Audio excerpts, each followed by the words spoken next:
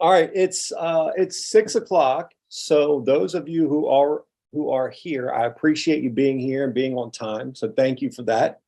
My name is Josh Gossard. I'm the team leader here at the Market Center in Frederick, Maryland. We still got more people popping on. And tonight we're going to talk about working with sellers. The class specifically is When the Seller. And I'm curious from everyone here. I would love to hear some of your takeaways so far from Ignite. What have you heard that's really stood out to you? What have you taken action on? What kind of results have you had? Like, let me hear something good. Who wants to share?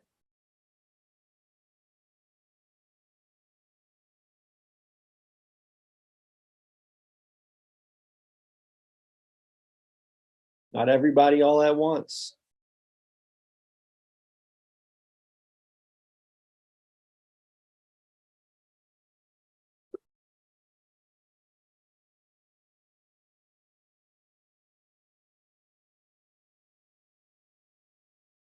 Wow, nobody? It's going to be a really awkward evening because I'll let it get awkward. I'll just stare at the blank screens all night. It's okay.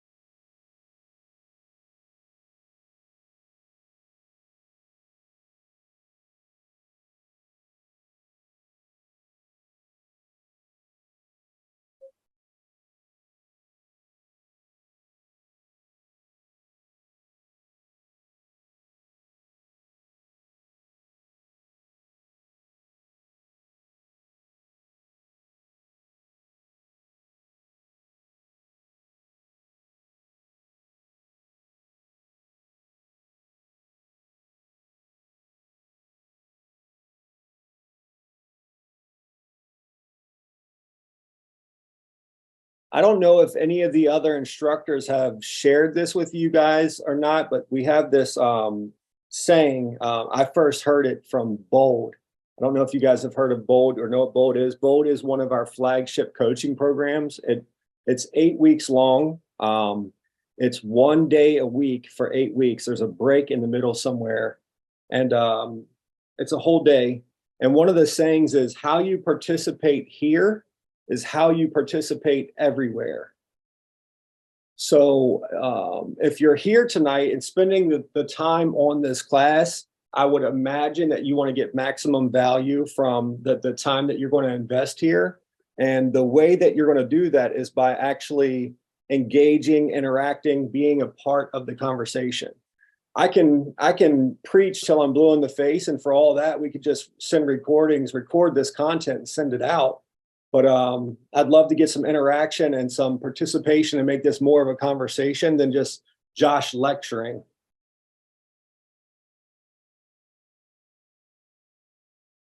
Zoe, thank you. See a comment in the chat. Zoe says, Ignite has helped me jumpstart my career and has taught me valuable information every class, especially appreciate the information on Learning Command. Awesome. Good job. Thank you for sharing. Who else?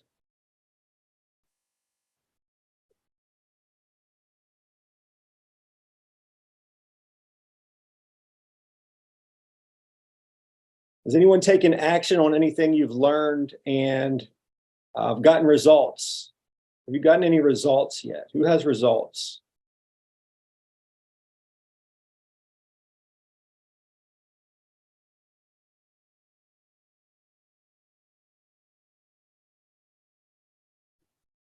I haven't gotten any results, but I am doing my touches more.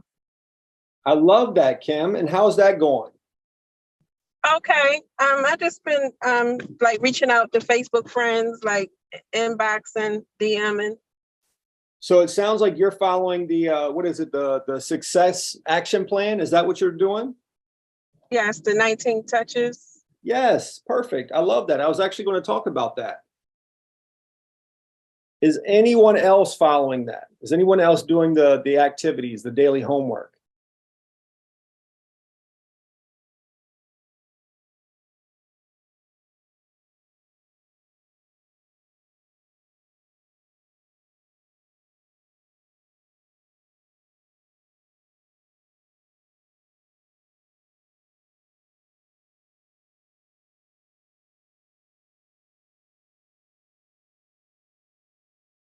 All right. Well, I guess we'll go ahead and get started. So tonight we're going to start with, we're talking about Win the Seller, a little bit about me. I started in real estate in 2015. I came in as a solo agent. I didn't have any prior sales experience. I didn't have any prior business experience. The only experience that I had with real estate was a very horrible experience with new construction. We lost about $10,000 in a new build, $8,000 to the builder, another $2,000 to get that $8,000 back, only to find out I couldn't get it back. So we lost $10,000 with the new build. Then we purchased our own home. And prior to real estate, that was the only experience I had in the real estate industry. My realtor was a KW agent. She said, Josh, I think you'd be really good at this. You should try it out. 2 weeks later, I was signed up for the online real estate classes.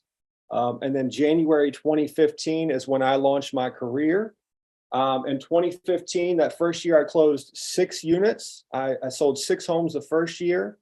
I went on to sell 36 homes the following year, then 48 and 52. And then in 2019, I was still an agent for about half the year before I officially accepted the team leader role here in Frederick. So when I'm sharing this with you, I'm not sharing this with you guys to brag or pat myself on the back. And certainly these numbers are very small compared to some of the agents in our company, but I was very heavily listing focused. I built my business with expired listings. So with tonight's topic being Win the Seller, I'm sharing this with you so you guys know, like, I know what I'm talking about. I've done it. I teach to it. I coach to it. I feel like I have a lot of validity in this area, specifically winning the seller.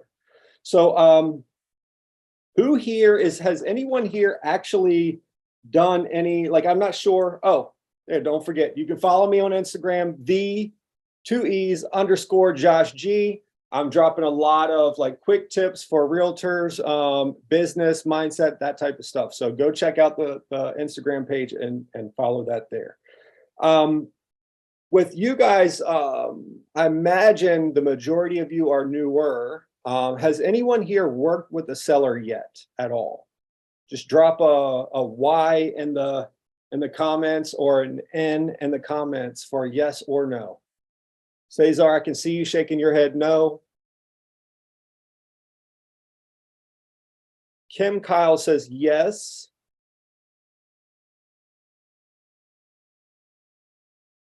Okay, lots of no's. And that's fine.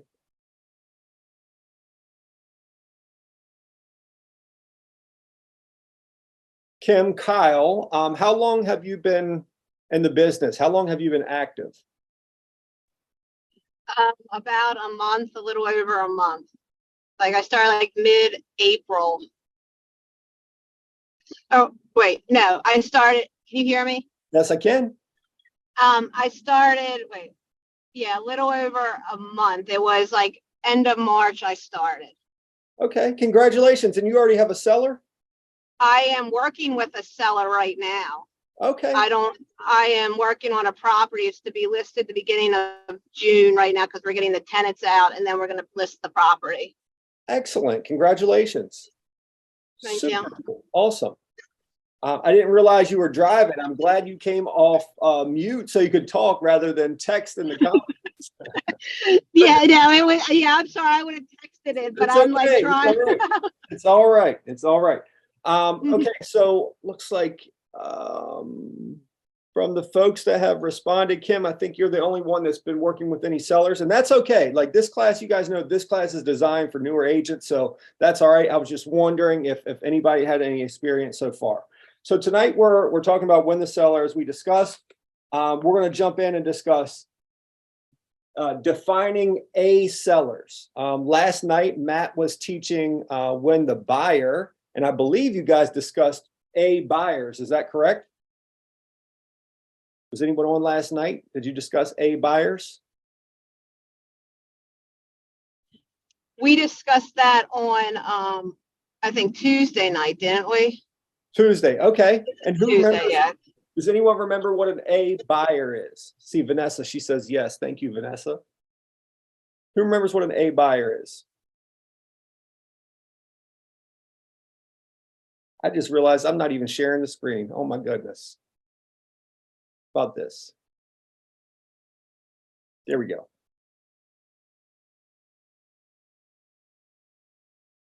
A buyers.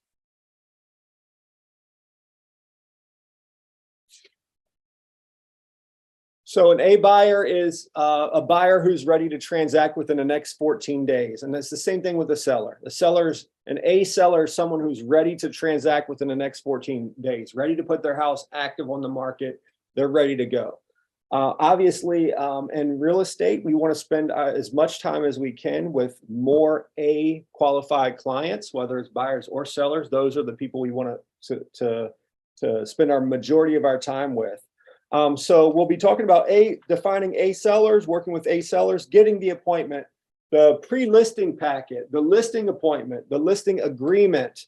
We're going to do a recap on AHAs, and then we'll talk about the daily success system. What would you all like to specifically get out of our time together today? If there's like one or two things that you could definitely take out of our time together this evening, what would you like to take away from this?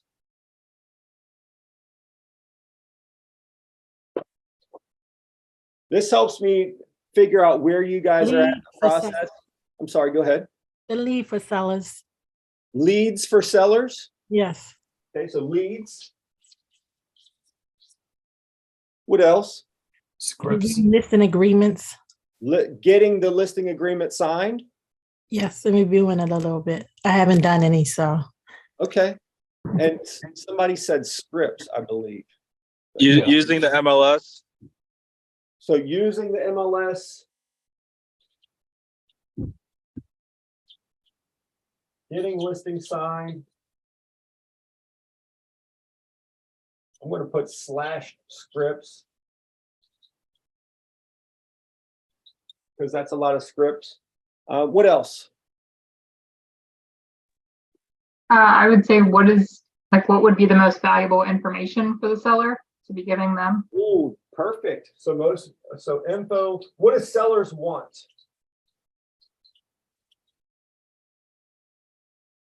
Okay. What else?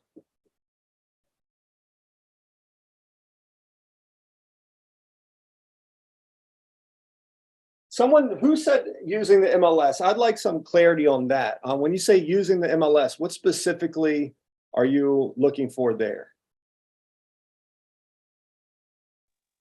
I guess I guess mainly for generating leads, which is, I guess, another topic that was already mentioned. Okay. Yeah, so I mean, if there's something that pertains to the sell side besides lead generation for the MLS, whatever. So when you say understanding or using the MLS, like I wasn't sure, like if you were looking for instructions on like inputting a listing or doing CMAs or just kind of like that type of stuff. The information we'll cover this evening won't be like instructional on the MLS. That's going to be a separate training provided by your market center. So unfortunately, Daniel, we're not going to dig into that too much this evening. Okay, that's fine. Okay. What else? Is there anything else that you guys would like to specifically focus on this evening for sellers?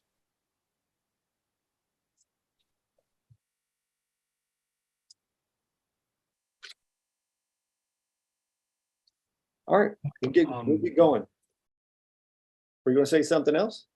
Yes, probably. I'm not sure how to describe it, but how does maybe uncooperativeness when they're not being too cooperative in terms of how it likely would benefit them? How to manage that?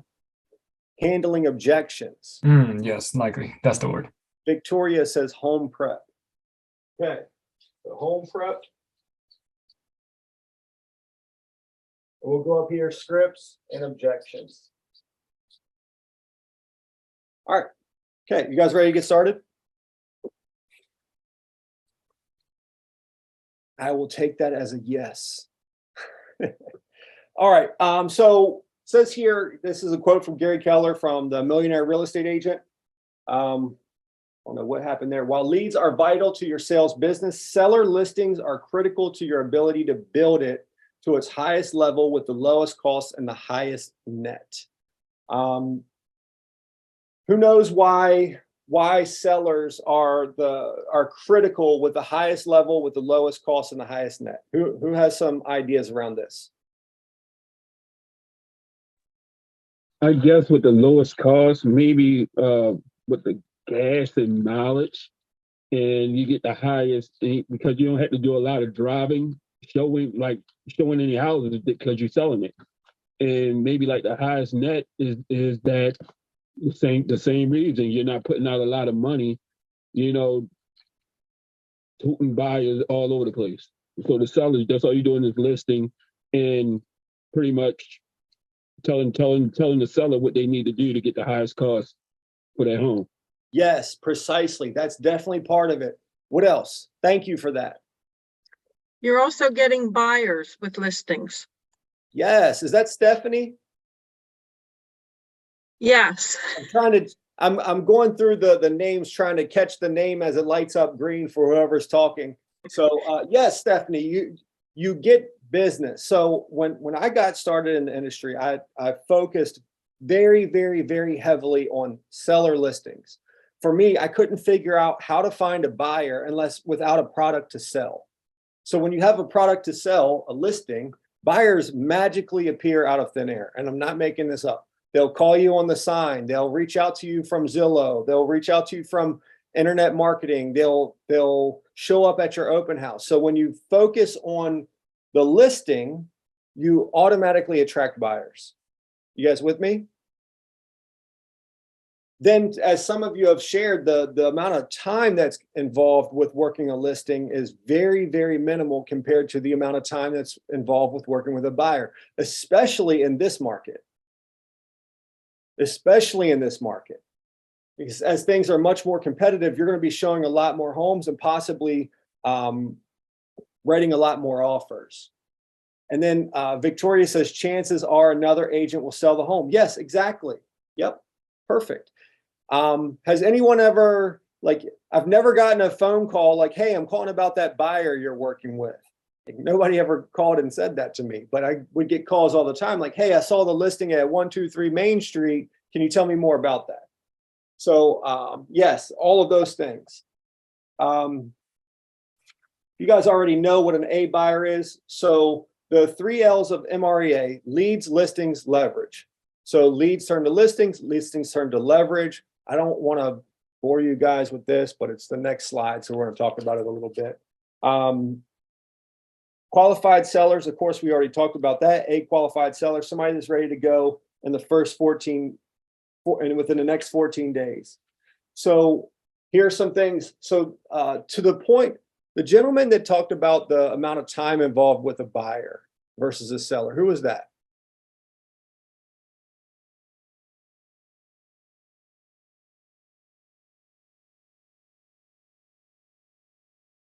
Damon.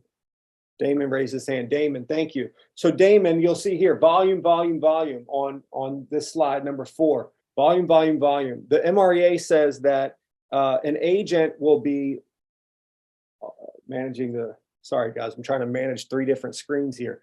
The agent that will work with 8 to 10 buyers within a given month, that agent's going to be hard pressed to do that with the amount of time that's involved. That same agent could work 30 to 40 listings with proper systems involved in the same time frame. So going back to that volume piece.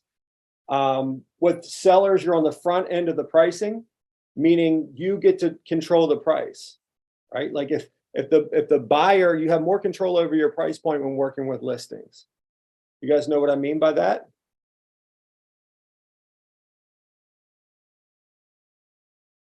So if I'll give you a perfect example. I live in Hagerstown, which is in Washington County. Our office is in Frederick, Maryland. Anytime I did any marketing or anytime I did proactive like prospecting, I always focused on Frederick County because it was a higher price point, a faster turnaround time. So I go to Washington County, it's the prices are half as much. So I was able to really affect my net income by focusing on the seller listings in Frederick. Whereas if a buyer reaches out to you, you find a buyer, you're at the mercy of where they want to purchase the home. All right, the 7-step seller cycle: leads to conversion, pre-listing, listing consultation, servicing and marketing, offers and negotiation, contract to close, and post-close systems. When you are looking at these 7 steps, I'm curious, which of these 7 steps do you think most people skip? Most agents skip. Which one do you think they skip? Is it 1? You can't skip number 1. Without number 1, you have none of the others. I say number 2, the pre-listing. Okay, number 2, that's 3? Number 4. tell me about that, servicing and marketing. I feel like sometimes the agent may not do enough marketing. Obviously depending on who the agent is, but maybe they don't market the property as much as they need to. So I would say sometimes they skip, because like you said, I feel like 1 is needed. They're gonna pre-list it, or also 3. I think 3 is typically done. 5, 6, 7. So yeah, my bet will be on 4. So I do see where agents will skimp some on number 4, but here's the thing, like without number 4, you can't get that thing to the closing table, right? If you don't actually service the listing, you'll never get it to the closing table. But what I see most frequently skipped is number 7. Yep, Yeah. Number 7, post-close systems. In other words, you closed a transaction, see you later, thank you very much. That's it, you're done. That number 7 is what leads to future business, which leads to future referrals. You can do the best job for a client, but if you don't have a post-close system to stay in touch, they're going to forget you once the newness of that transaction fades away. You with me? Yeah, I think we talked about that. We talked about that a little bit last night about picking up how we're going to pick up, how when somebody like sells a house, or, that's how you get your people in the future, because they don't go with the same realtor typically. Yep. Because of not the following through thing. Exactly. NAR has done studies and they've seen where 89% of consumers say they will probably or definitely use their agent again. And then only 12% do. That's because as agents, most agents don't have a good post-close system. More frequently than not, when I'm talking with agents who don't have the post-close system, I'm hearing them say things like, I don't want to be pushy, I don't want to be salesy, I don't want to ask for business. Okay, so just stay in touch. Just say, hey, hi, how are you, from time to time. Send a birthday card. We'll dig into more to that in a moment.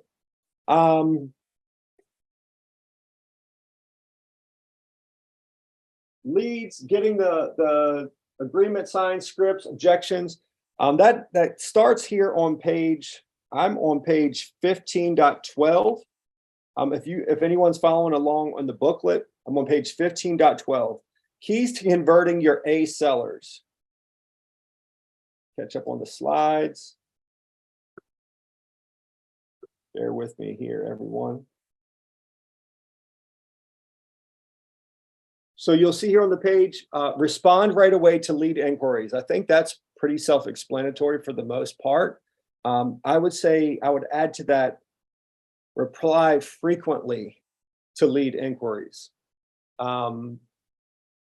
It's easy to call one time, but again, sometimes we feel like, oh, well, we don't want to be too aggressive. We don't want to be too pushy.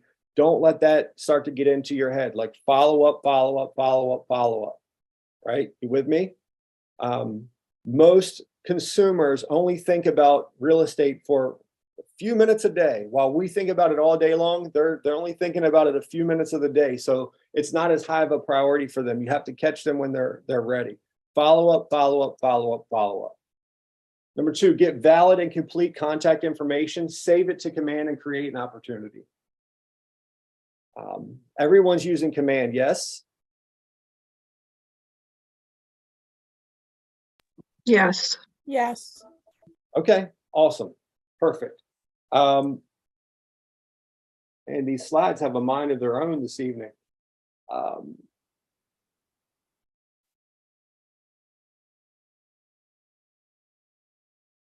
Determine their motivation to sell so you can speak to it.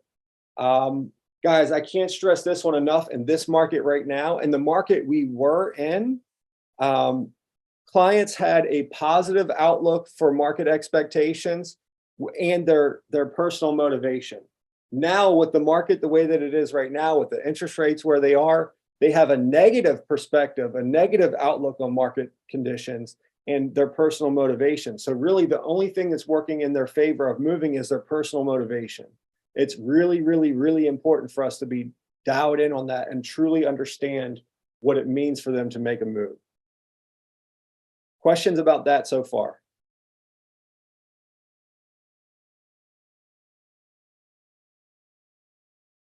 All right, then the fourth thing, set an appointment, time and date for as soon as possible and send a pre-listing packet. Set the appointment for as soon as possible, like later today or tomorrow. The further you set it out, the more likely you are that they'll cancel that appointment or try to reschedule on you, or somebody else, they talk to somebody else and somebody else signs them up already. Josh, Yes, sir. for number 4, when you set an appointment and you want to send a pre-listing packet, do you do this beforehand you get there or when you get there? You send the pre-listing packet ahead of time. We'll get into that more in a moment. I went and found my old pre-listing packet to show you a real life example of what that looks like. So I'll let you see what mine looks like. But yes, you definitely want to set the pre-listing packet ahead of time. Thank Okay. you. All right. So someone said, what do sellers want? So what do sellers want most from their agent? You can see here, 21% want them to want us to help price the home competitively, to help this. 20% want us to help the seller market the home to potential buyers. 16% want us to help sell the home within a specific time frame. 16% wants us to help them find ways to fix up their home to sell it for more. And then 27% are other. When you think about this, what are some things other that might come to mind?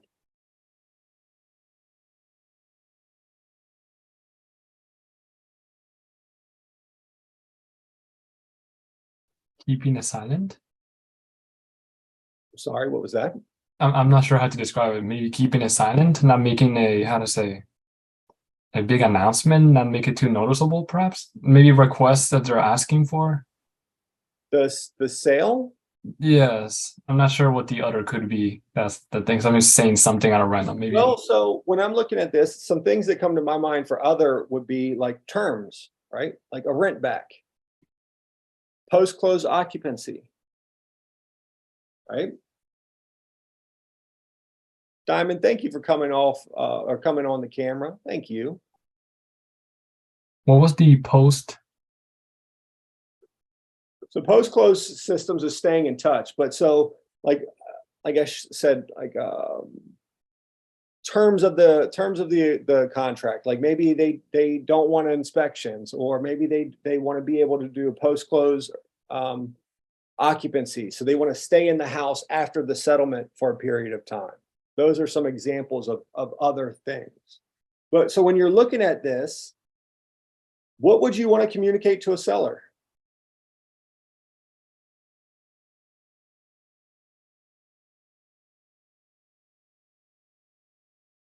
If we know this is what sellers want, how might you communicate with the seller so that way they feel comfortable knowing you're going to give them what they want? By telling them about these beforehand, about what type of services you provide relating to these. Yeah. Maybe if you had results, or even your market center results. I know most of you are newer, so you may not have your own stats or anything like that, but you could use market center stats. Maybe your office's average days on market, maybe your office's average list to sell price ratio. Those are some things that you might communicate to a potential seller for them to help understand that you're able to provide what they're looking for. And these are the things you would put into a pre-listing packet. You would put this type of information in the pre-listing packet.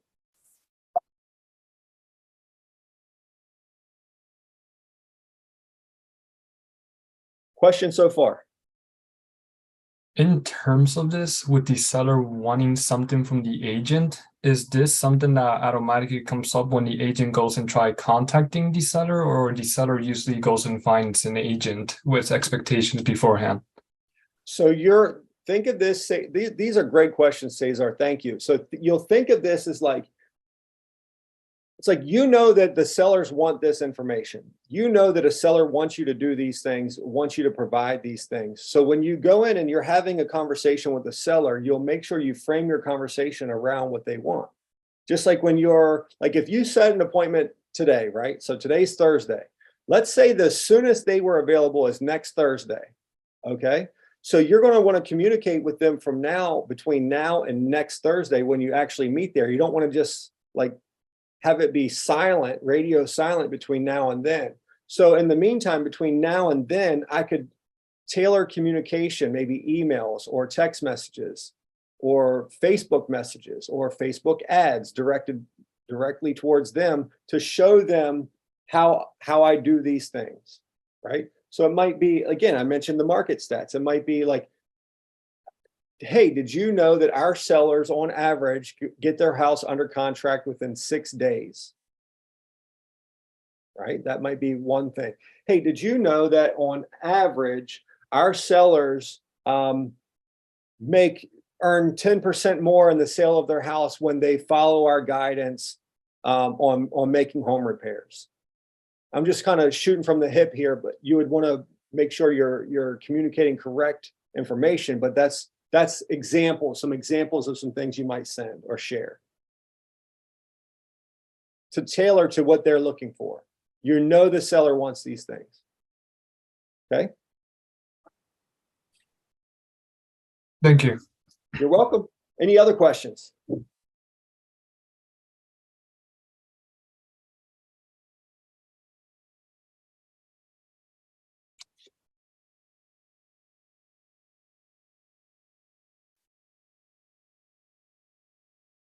Nothing? Okay, we're moving along. So you're going to tailor your messages around this. So I want to pretend for a moment that we've set an appointment. We're having conversations with the seller. What are some ways that you might build trust with the seller? What are some ways you might build confidence and trust with the seller? I would say just being able to, like, if they ask you questions, know the answers. If you don't know the answers, find them out for them. Just respond to them and like, just, be there for them more or less. You know what I mean? Like how you would build trust in any relationship, just being there more or less and showing that you know what you're doing. Yep. Being responsive communication is what I'm hearing you say. Is that correct? Yes. Responsive communication, answering questions. Vanessa says in the chat, ask what they want, what they need from the sale. That's great. I would say to add to that, going 3 deep. Has anyone talked about going 3 deep with the questions and your Ignite training so far? No. Okay. Thank you for saying that. So going 3 deep, what I mean by that is you're going to ask the first question. So Cesar, since you've been so active, would you mind role playing with me a little bit? Sure.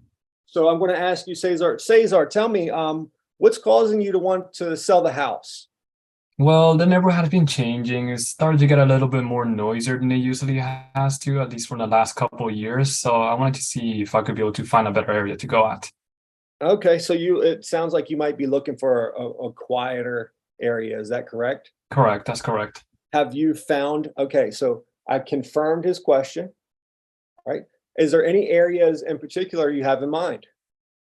Well, maybe I was gonna think of going a little bit more in the northern side of Frederick compared to where it is at the moment. But yeah, at the moment that's where I'm looking at. But if there's any better spots that's more so perhaps maybe secluded, then yeah, the better. Okay, so you've said secluded, and then you said initially you told me that it was a little loud, noisier in the neighborhood, and then you said secluded. So is it something, are you looking for something to be like quieter or just more like private? Yeah, I'd say more so private. I say private now. Private looking at this time, as long as it's quiet as well.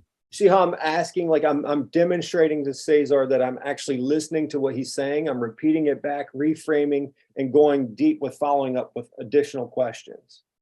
So when we say 3 deep, that's the 3 deep.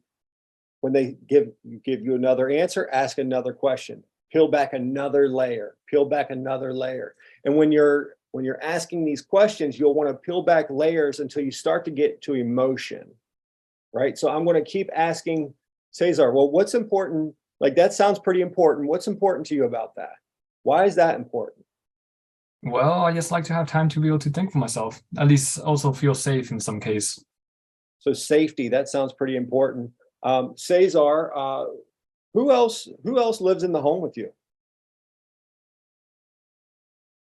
My family. Okay, so now I'm getting to family. So he mentioned safety. Now I want to know, like, who else benefits from the safety? You guys with me? So going 3 deep, asking lots of questions, building confidence and trust. I'm letting, by asking those questions in a conversational way, I'm demonstrating that I care. Okay. What are some other ways that you could build trust? Josh, for me, I'm gonna say being yourself and creating that rapport. I think building trust for me is the starting at the foundation. So the first time I do communicate with them, just not sounding like a salesperson, but just gonna be myself and just saying, hey, either it's maybe saying, hey, I've been in your shoes before, or hey, I'm here to help you find your dream home. So I think that foundation of building rapport, being yourself, putting yourself in their shoes, can help build trust and confidence.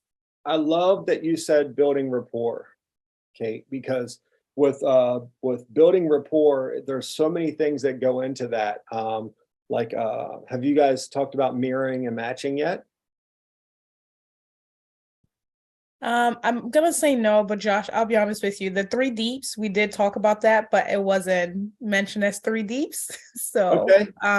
maybe we have done what you just said, the mirror and matching, but until you probably tell us. So, well, mirroring and matching, I would imagine if like that's a very common term, like mirroring and matching, and sales and communication. So basically what mirroring and matching is you want to match their tonality, you want to match their rate of speech. So if they're talking fast, you want to speed up. If they're talking slow, you want to slow down, right? So mirroring and matching, if they're volume, if they're loud, you want to match their volume. Unless they're Matt Burden, good luck with that. But you'll want to try to match their volume, right? Body language. So if you're meeting with them in person and they're sitting with their arms crossed, you might sit with your arms crossed too. Or if they got their hand on their chin, you might put your hand on your chin too. If they're sitting with their legs crossed, you might sit with your legs crossed too. You'll mirror and match their body language. If they're leaning in, you'll lean in. If they're leaning back, you'll lean back. You with me? Got it. Mirroring and matching. Has anyone talked about this yet? No, but what does that help with? You're getting into rapport. You're demonstrating that you're like them. People do business with people who are like them. So if someone's talking slow and you're talking really fast, what might they think about you? Maybe you're Not taking them serious. Okay, I heard 2 people talking at once. I heard one person say you're not taking them serious, and then another person, I couldn't hear. You were muffled out. They might be impatient. Impatient. Okay. Yep. What else? Maybe nervous. Nervous. What else might you think?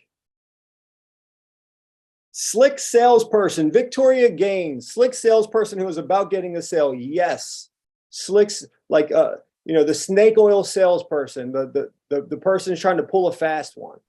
Okay. Now let's say they talk really fast and you're talking really slow. What might they think? Not taking it seriously. Perhaps. Perhaps. Slow. What else? Yeah, you're just there, kind of what Victoria said. You're just there to get the sales and be out. So if someone's talking really fast and you're talking slow, she said that you aren't a hustler. If you're talking, But you don't know what you're talking about. you don't know what you're talking about, one, or that two, you're unintelligent. You with me? So you'll want to try to mirror match. What I say is mirror match and go slightly faster than them. This is like nuanced stuff. Like this is like next level stuff, nuanced communication style, slightly faster than them. Yes, not interested, bored, right? Correct. All right, and then ask a lot of open-ended questions. You guys know what an open-ended question is? Maybe. Yeah. Yes, a question that's not yes or no. Exactly. Yep, a question that's not yes or no. One of my favorite things, it's not really a question, but it's kind of a question, like a follow-up. Tell me more about that. What if they say no? I was just gonna say the same thing, Cesar. What if they just tell you no? I've never, ever, ever heard anyone tell me no. That's Never good. once had anyone say no. So like Cesar, so back to the role play, when you told me you want a quieter area. Oh, that's okay. Awesome, Cesar. Tell me more about that. Oh yeah, you're right. Tell me Yeah. more about that. Right? Okay. So it's tell me more about that. All right. Any other ways you can think of to build confidence and trust? Come in with information. Preparation. Yes. Yeah. Lots of preparation. Dressing professionally. Right? Being well groomed. These things are important.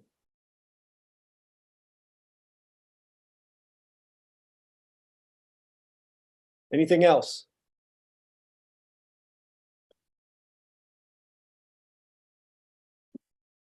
Giving them your undivided attention with the phone off.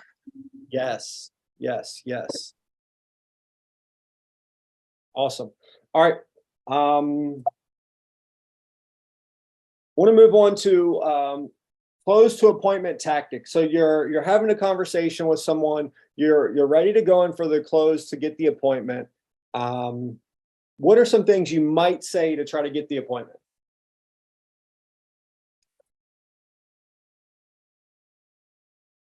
What are some things you might say? Some closes. What do you mean by closes? To allow the appointment to happen? Ask for the appointment. So close for the appointment. Like when would work best for you, or When you know, works for you? it sounds like we have a plan. When would work best so we can talk about this more, or something to that degree. Yeah, I love that. All of those things. What else?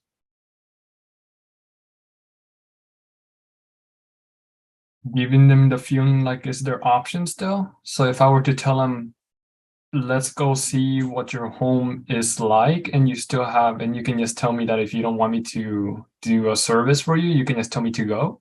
No, don't do that. Don't do that, Cesar. Ah, okay. Don't do that. Is that like not confident enough? So that will cause Yes, it so. it's not nearly confident enough. Ah, You want to be confident. You want to be like, well, why wouldn't you want to go in here like, well, why wouldn't you work with me? Like, why wouldn't you want to hire me? That's the kind of approach. Like, don't be cocky or arrogant, but you want to be very, very confident. The seller wants to see confidence. Right? Remember, they're potentially going to hire you to manage the transaction of their largest asset, potentially hundreds of thousands of dollars or more. They need to see confidence. Okay. So on the screen here, we have several different tactics, different styles of closing, right? So number one is showing the benefits. So that might sound like this. Cesar, if I was able to get you the price you want and the time frame you desire, would that be good for you? So I think so. showing them the benefits, the price you want and the time frame you desire. That's a benefit. Would that be good for you? Right. Number two, the take back close. That could sound something like, Kate, I've enjoyed talking with you, and honestly, I'm not 100% certain that I can help you yet. However, I'd be honored to meet with you and find out. Now, I know that that kind of goes against what I just said, Cesar, but the way this works is, like, let's say, for instance, I used that first one and I got an objection. They're like, oh, well, no, we're not really interested. Like, that's cool. You know what? I get it. I've enjoyed talking with you so far. And to be honest, I'm not 100% sure I can actually help you, but I would love an opportunity to meet with you and find out. So you're going to close again, second close. You with me? All right. Number three, the negative positive close. Would you be offended if I asked to come to your house to see the home and learn more about your situation and show you how we help sellers get top dollar? The negative positive. Would you be offended if? Do you guys know why you asked that question? Would you be offended if? So they will say no. Constructive criticism. Oh, okay. You're asking them a question, and it would be really, really weird for them to say, yes, I would be offended. Because why would that be offensive?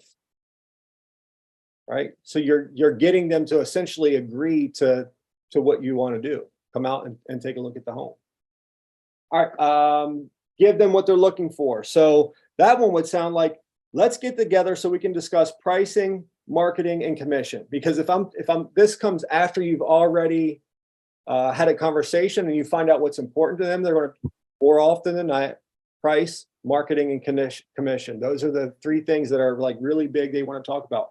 Okay, perfect. Let's get together so we can discuss those three things. I have tomorrow at 4 or Friday at 5. Which one works better for you? Give them what they want. The trial close. So the trial close will happen earlier in the conversation. So an example might be, I wrote this out earlier in preparation for this. My sellers go under contract on an average in 6 days at 101% of asking price. Can you see how it may make sense for us to meet?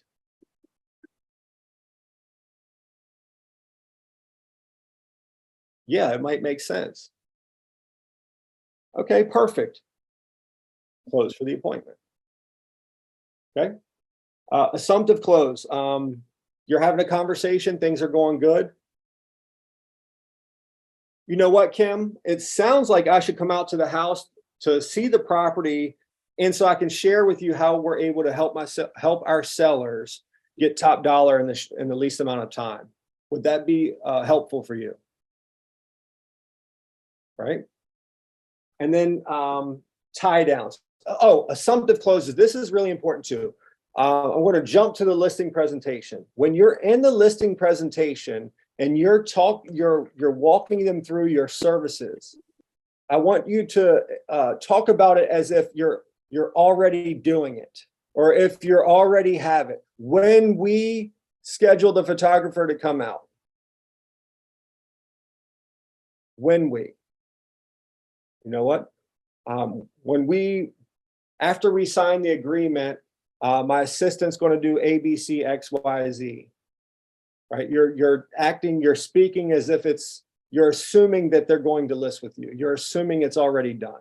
Assumptive closes throughout your presentation. And then the last one, tie downs. So tie downs are really, really effective, and it's going to be patterns. So you're going to ask them questions to get them to say yes, yes, yes, yes. and then you're going to close for the appointment or close for the agreement. So it might sound like, Cesar, based on what we've discussed around marketing, does our marketing strategy fit your needs? Did it? Yes. So you would say yes. Oh, okay. After getting the Okay. details. Great. Awesome. And the price that we discussed, it seems like we're right in line with each other there, correct? Yes. Okay, awesome. So based on everything that we've discussed so far, do you feel confident that we could help you get the home sold? Yes.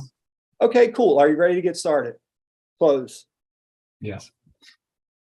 So you patterns with the tie downs. Questions, thoughts? Yes, sir. How long would it take for one to feel confident to use these type of more so like the assumptions or the negative positive to the trial, since it sounds as rather like a power move, and you need quite the confidence to say that. Okay, it's kind of a loaded question because everybody's at different places in their life. Like I'm looking at Kate's facial expression. I feel like Kate might be ready tomorrow. But so everybody's at different phases in their life, right? So different places in their life. So the amount of time is different for all of us. What I would say, Cesar, if you're looking to build confidence and develop your skill set, I would say talk to a lot of people very fast. Go and get rejected. Go and get punched in the mouth. Go and get kicked in the stomach, and you'll get better and stronger over time, right? I shared in the beginning, when I started, I started with expired listings. Very early in my career, I listened to a podcast. The guy on the podcast said, get through your first 1,000 conversations as quickly as possible because you're not going to be good in the beginning. So just go. Listen, you are going to mess it up. That's it. The longer you wait to mess it up, the longer it takes you to get it right. Okay, messing it up is part of the process. Thank you. Okay, is that helpful for anyone else? What about role play? Role play, absolutely, yes.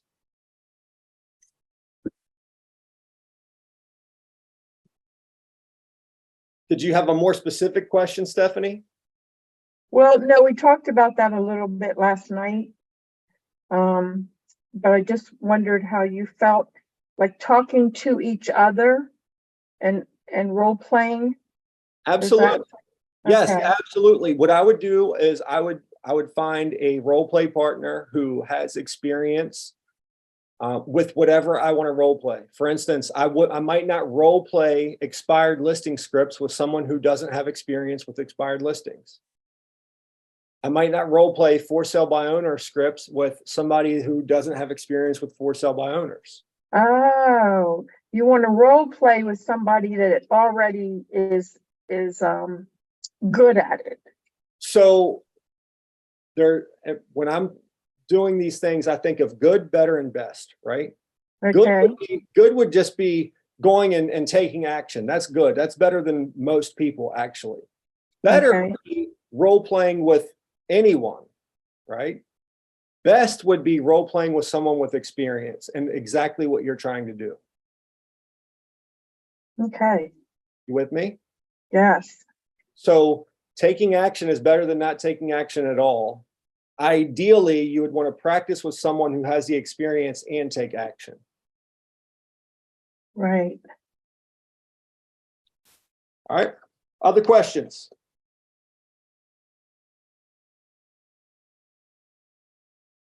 All right, moving along. So we're going to talk about so we're talking about scripts a little bit. We're going to get into objections now. So questions versus objections. Who here knows the difference between a question and an objection?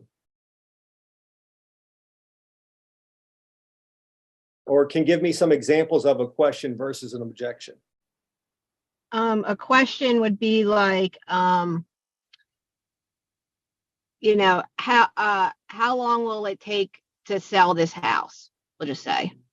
And an objection would be like, I don't, like not, I don't know what the objection would be, but like, I don't know if you're the one to sell this house, or I don't know if you're trained enough to do this, or, you know what I mean? Something to that degree. Yep.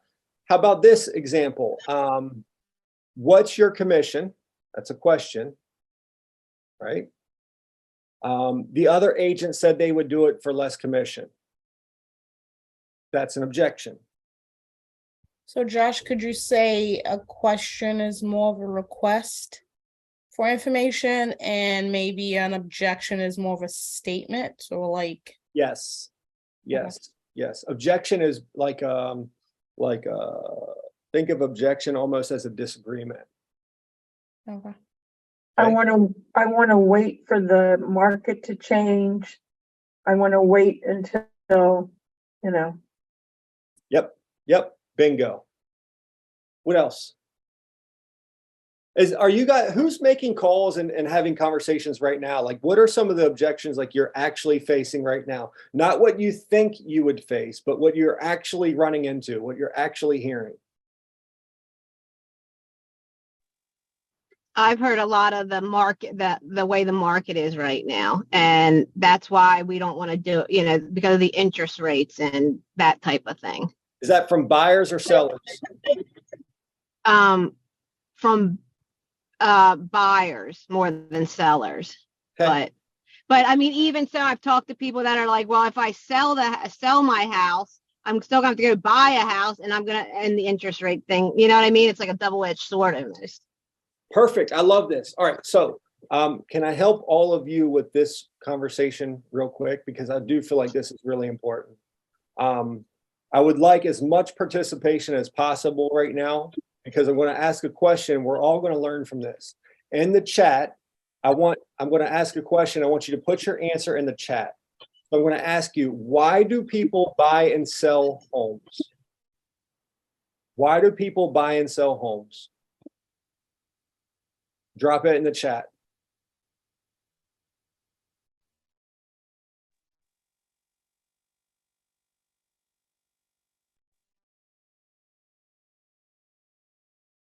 Family change, financial status change, job change, life events, life to move to a more desired location, job relocation, divorce, death, downsizing. Love that. Well, I don't love those things, but that's a great answer. Investment, avoid throwing their money away, parentheses, change in family size, money, family change, relocation, financial. Okay. You notice no one said interest rates.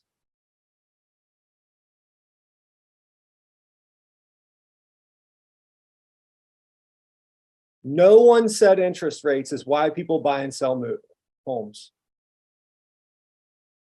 Well, Josh, maybe you wouldn't verbatimly say interest rate, but I would assume stuff like money or investments, those things will kind of tie to interest rates. So yes, correct. So an investor, they might not buy right now, right? However, there's lots of people who have family changes, relocations, financial issues. They lost a job or lost a loved one who was responsible, right? So an investor might not buy right now. The interest rate might throw things out of whack for them. But I've never once heard someone say, I want to buy a house because the interest rate's low.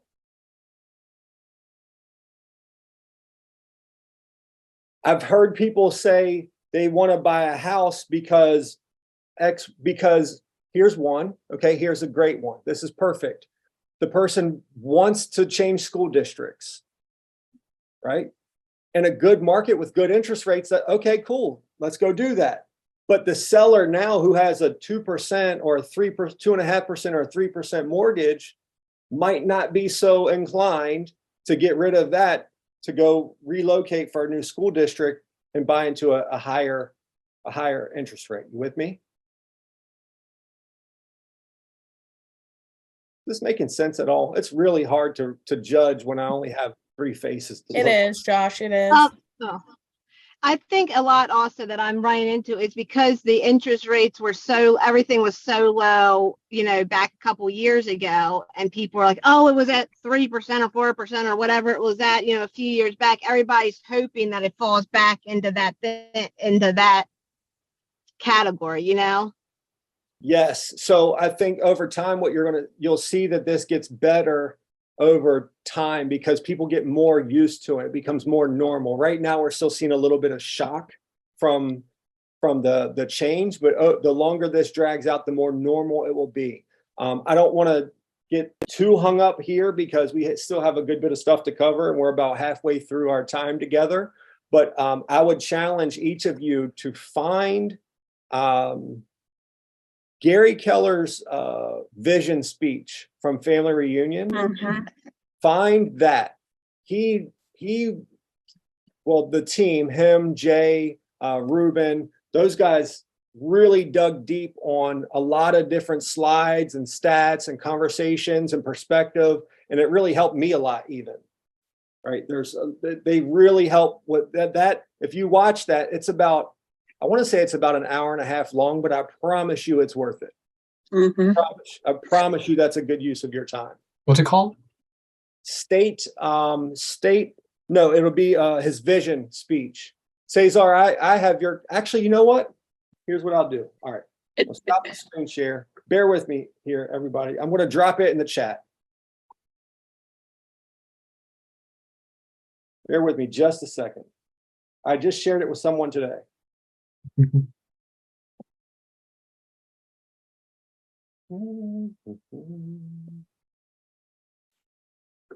All right, so I am dropping a Google Sheet in the chat channel. So there's a Google Sheet in there. When you click on that Google Sheet, you'll have a link to the recordings and also link to like the supporting documents.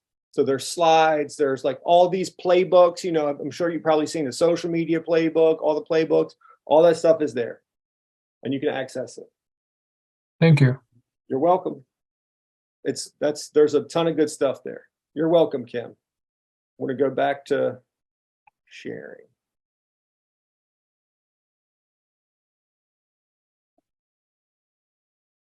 All right, so before I move on from here, I want to talk about like the framework of handling an objection, and then we'll move on.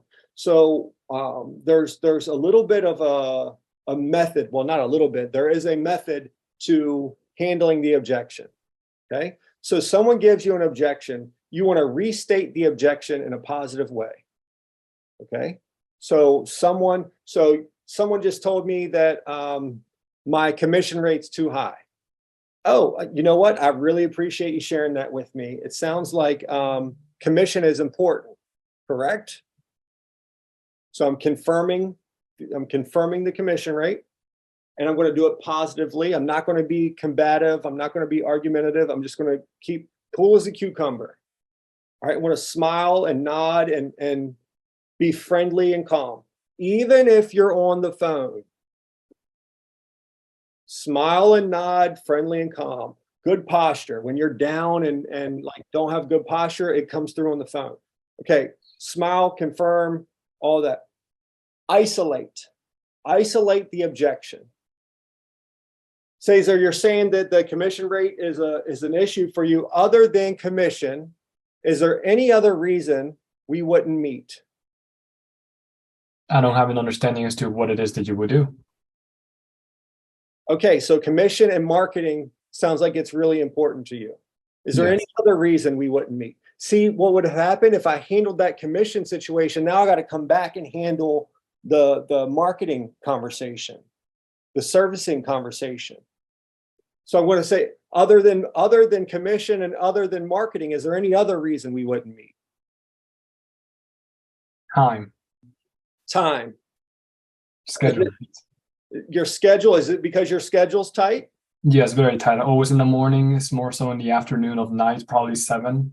So Cesar, appreciate what you're doing here. You're giving me objections. That's cool. But this one's really easy. I am going to handle this one, and I'm going to be a little direct.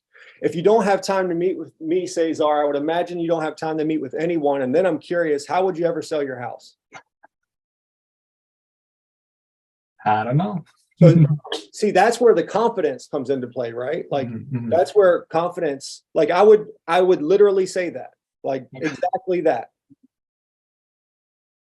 That's good. Very good. Right? So I would handle that one, but then I would go back to, okay, so it sounds like these things, is there anything else? So you don't want to go and handle an objection and then find out there's another objection. And then you handle that one and then you find out there's another one. You want to get all of them on the table and prioritize and figure out which one is important. 9 times out of 10, at least one of them is going to be a smoke screen. You know what a smoke screen is?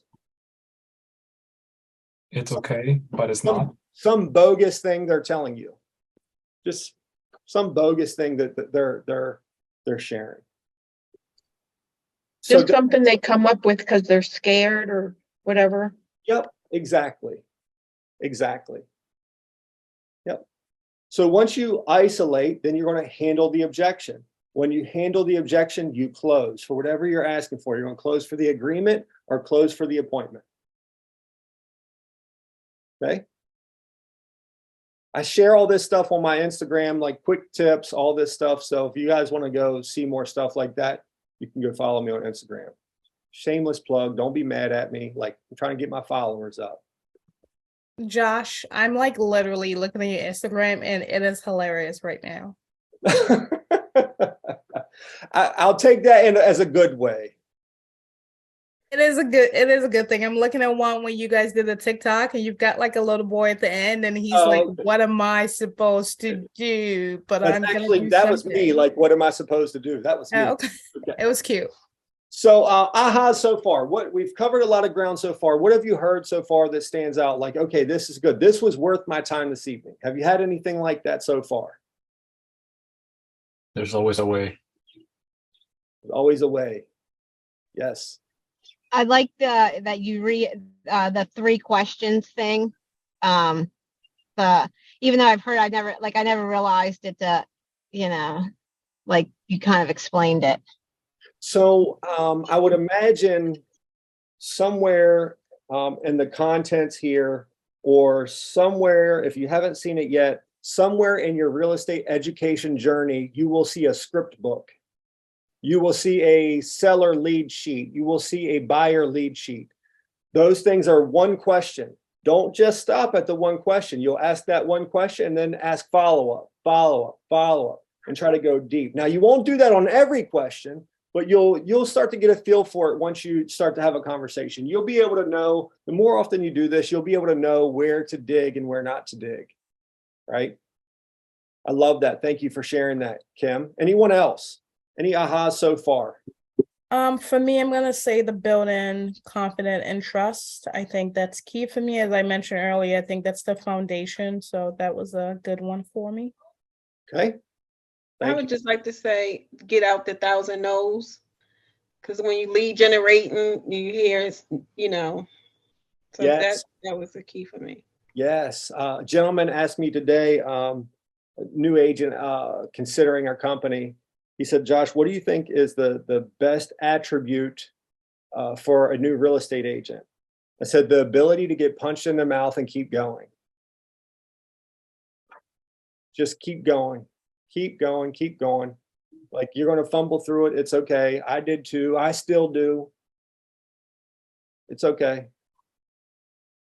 I was recently cold calling agents and I fumbled the script so bad I hung up on myself. Don't tell anybody I told you all that. That's our secret. That stays here. All right. Any other ahas before we move along? All right, we're moving along. All right, so pre-listing packet. This is a good topic. I've heard people share crazy things when it comes to this. For me, when I'm looking at a pre-listing packet, I'm looking at ways that I can make my time more effective while I'm there and also shorten the time while I'm there, right? So this part of our conversation, we're going to talk about moving from E to P. Do you guys know what E to P is? Entrepreneurial to purposeful? Have you heard that yet? I did today. Before our time together? No, just right now. Oh, just now. Okay, well, perfect. All right. So moving from E to P. So for this conversation, entrepreneurial means like doing what comes naturally for you. Like your natural behavior style, your natural communication style, your natural enthusiasm, your natural drive, like your natural abilities will take you so far in this business. Some of us it's further, some of us it's not. Like some of us, like for me, my natural ceiling of achievement was 0. I didn't have these communication skills. People generally liked me, but I wasn't able to like structure a conversation in such a way that would get me to the result that I was trying to get to. So I had to learn all this stuff. So we're going to talk about getting very purposeful with focus, model, systems. And when we have those things, we'll break through to the purposeful side with focus and strategic options. Okay? So the pre-listing packet. The pre-listing packet will pre-sell. It's going to build the seller's confidence. It's going to answer their questions. It's going to handle some of the objections before you even get there. Okay? It's going to save you time. It's going to make the consultation experience smoother and shorter, and you're going to tackle common obstacles. Okay? In your pre-listing packet, you'll be able to demonstrate your value and make a personal connection with the seller. All right. So when you think about those things, what are some things that you might put in your pre-listing packet?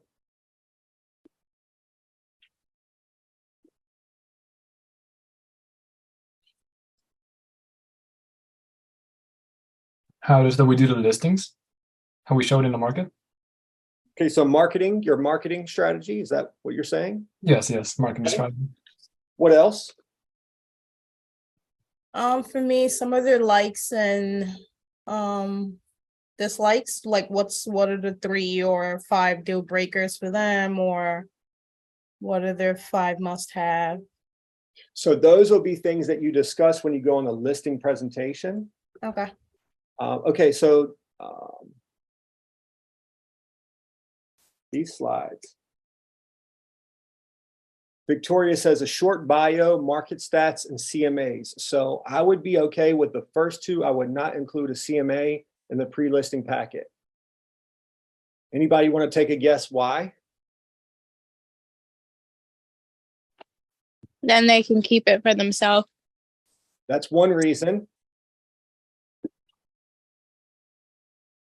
It might not be possible to get to that price at that time. What was that, Cesar? It may no longer be possible to get to that price of the nearby area. I don't think that. I don't think that would be such a factor. But I don't. Go ahead. It might not be what they're really looking for as far as how much they want to sell their home for. So it might turn them off. Exactly. If you let's say they want to get 550 and you're showing them a CMA with 525, you automatically are not getting that appointment. Now, let's say you go on the appointment and you have a conversation and you're able to walk them through pricing the property strategically and you're able to show them why 525 makes sense. You're more likely to get it then because you have control of the conversation, right? So if you're sending them something with pricing ahead of time, you might cause yourself to not get the listing. Or you might cause them to call up the other agent they have an appointment with and say, hey, what do you think you could sell the house for? Oh, 550. Okay, cool. This person said 525. We're just going to cancel it then because you can get us $25,000 more. And you haven't even had a chance to have the conversation, right? So I agree. The short bio, market stats, any like client testimonials. I remember you all are newer, so maybe your market center stats. Have you guys seen that graphic where it's like 1 in 5 homes last year that were sold with a Keller Williams agent? 1 in 5 homes that were sold in 2022 involved a Keller Williams agent. I might include that in my pre-listing packet, right? So I actually have mine here as an example. Let me find it here. I got all these tabs open. I'm going to share the screen back over to this one. All right. So this was my pre-listing packet. This was also my listing presentation as well. I sent this ahead of time, and I also went into it. This does not include a CMA. I don't believe I even included market stats in mine. But so I'll go in here. Okay, who is Josh Gossard, the person? I want to connect with him on a personal level, right? And over here, why do I do it? I want to pull on heartstrings. I'm talking about my father that passed away here. Like I'm trying to pull on heartstrings, and it's real, it's sincere, but I'm sharing this with them to connect on an emotional level, right? Do you guys know about the different communication styles? ESO, logos, pasos. What was that? I'm sorry. The ESO, logos, and pasos. Maybe, I don't know it as that. The emotional, the logical, and the data, I think it was. I can't remember. Emotional, logical, yeah. The social, like there's four different main communication styles. You want to have things in here that appeal to all four different types, right? So you'll see some stuff here like this. This appeals to a specific type of personality, communication style. On the left-hand side, results. Sold in 3 days, full list price. Sold in 3 days, full list price. Sold in 3 days, 20K above list price with multiple offers. Like I'm sharing results, right? Over here, my unique value proposition and what it actually means to them. Like this is my unique value proposition. This is why it's a benefit for you.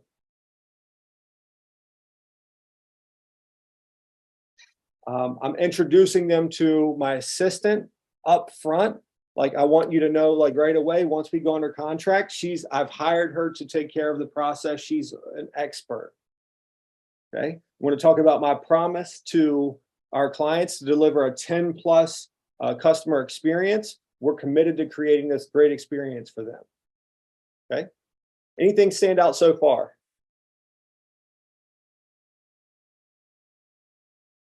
All right. Is this all in the physical page? What was that? I'm sorry.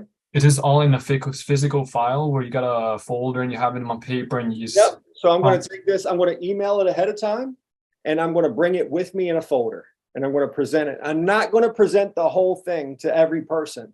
I'm going to learn what their behavior style is, what their communication style is, and I'm going to present the things that tailor to that. Right? If I know I'm meeting with somebody that's very into the data, I'm going to talk more about the data, more about my statistics, right? If I'm talking to the person that's touchy-feely, they're using like emotion words, love, trust, like stuff like that. I'm going to talk more about like my personal things that so I connect with them that way. Can I tell you guys a funny story?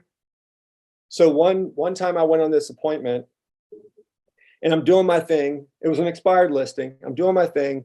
And the wife was very, very much like a very high detail person. She was an accountant. So the whole time I'm presenting to the wife, the husband fell asleep. I'm not kidding. I'm sitting there at the table doing my thing, doing my presentation. The husband falls asleep. And I'm just like, at that point, I so badly just wanted to see myself out. But I just kept going. I did my thing. Of course, I didn't get the listing, but it was a lesson learned. I presented just to the wife. I was speaking her language. She was into it, but the husband was not. Did not get that listing. So make sure you're tailoring your communication to both behavior styles, both communication styles. All right. So I listed here client testimonials.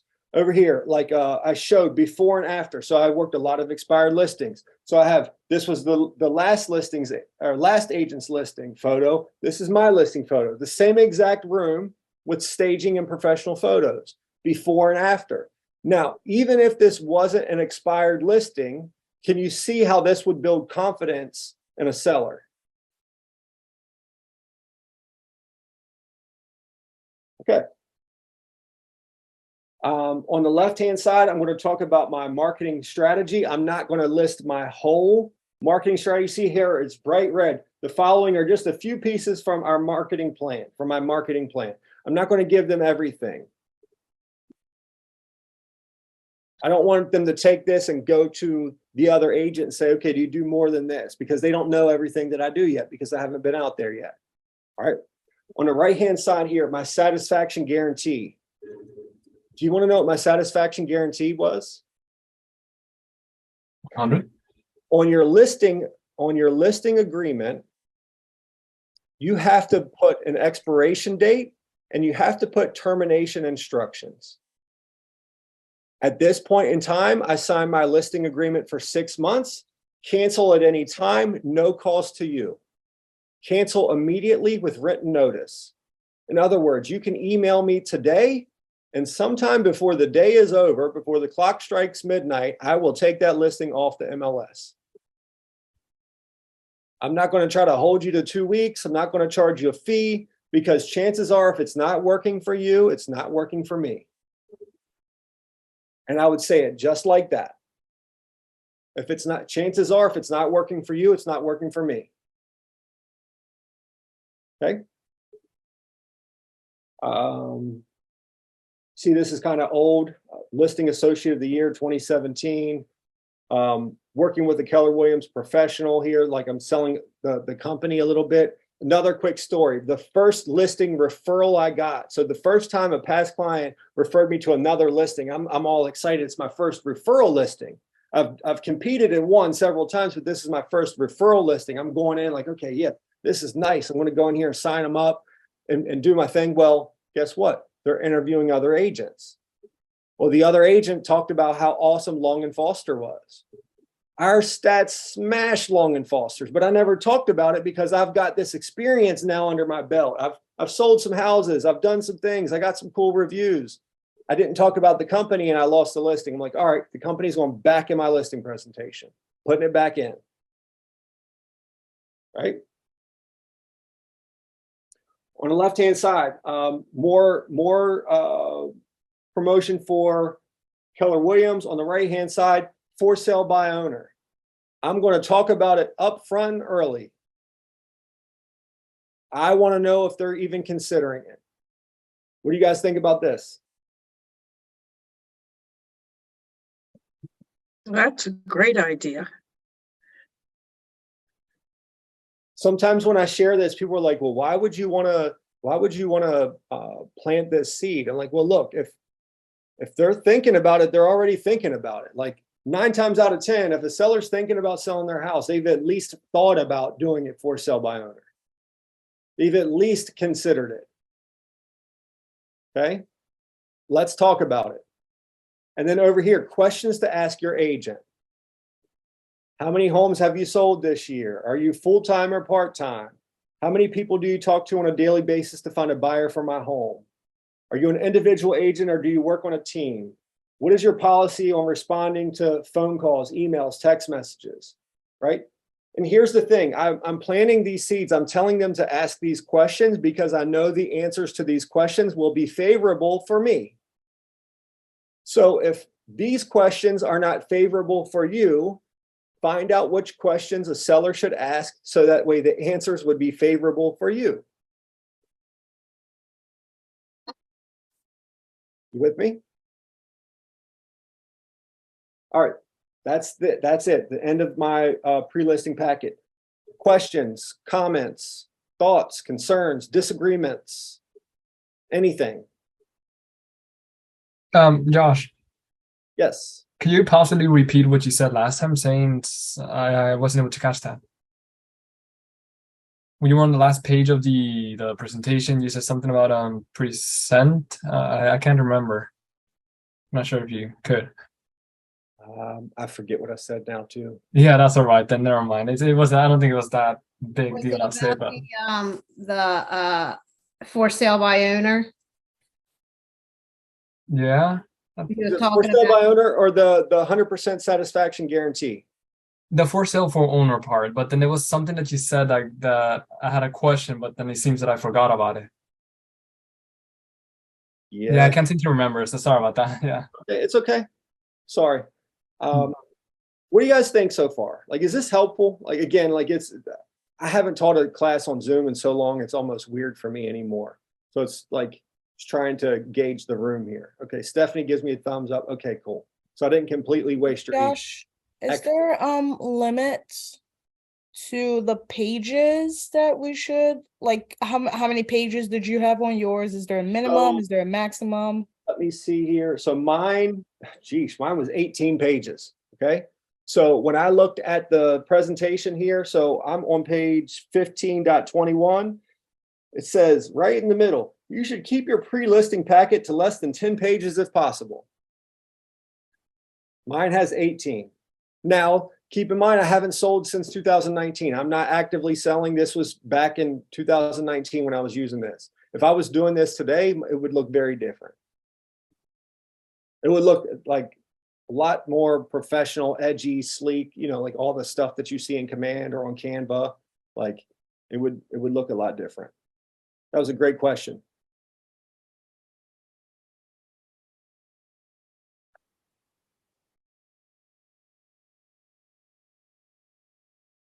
Any other questions? And you said you emailed that to them ahead of time? Yes, ma'am. Yes, ma'am. I emailed that ahead of time. If I set the appointment like right now, I would try to get that pre-listing packet to them as quickly as possible. That's Right.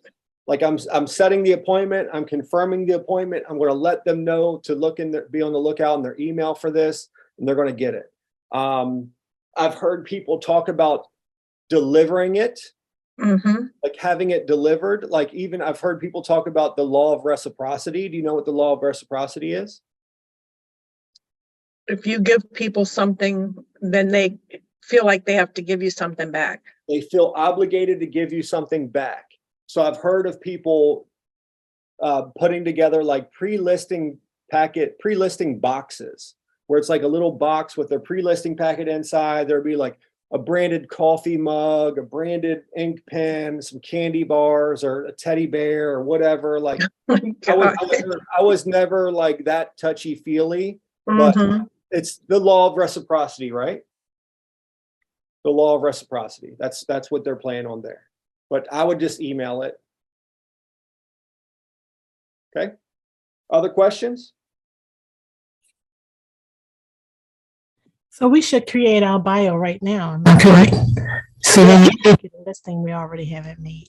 Yes, yes, yes. Please do that now. Like when I'm coaching and working with newer agents, a big part of what's subconsciously at play is they know that if they set an appointment, now they got to go figure out all this stuff.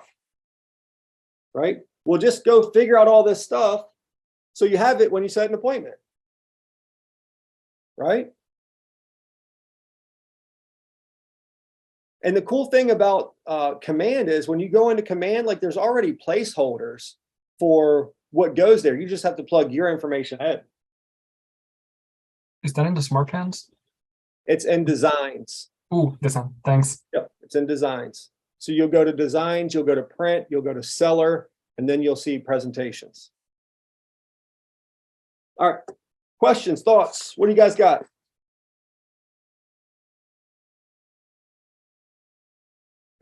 How are we doing with the things we wanted to discuss?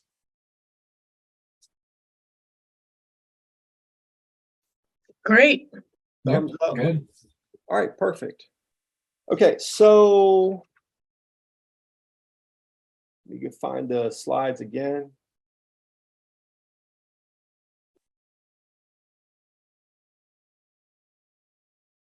Okay, Seller. Okay, here's some stuff that's pretty important. I'm going to share the screen again.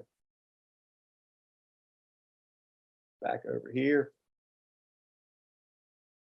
All right, so you're going to deliver your pre-listing packet. Again, some people deliver it physically. Some people email it. I always emailed it. One thing that I've done also is, again, I worked a lot of expired listings. Sometimes when you're working the expired listings, you can't get them on the phone. They don't answer the phone or they're on the do not call list. I would go and take one with me. I would go and door knock the property. If they were there, I would talk to them. If not, I would leave a pre-listing packet with a little post-it note on it. Hey, I saw your house came off the market. I just wanted you to have this information. Here's a little info about me and how we get homes sold. I'd love an opportunity to chat with you. We'll post a note on the pre-listing packet. So you'll confirm the appointment date and time and location. I have gotten listings when I was in competition because I confirmed the appointment and the other agent did not.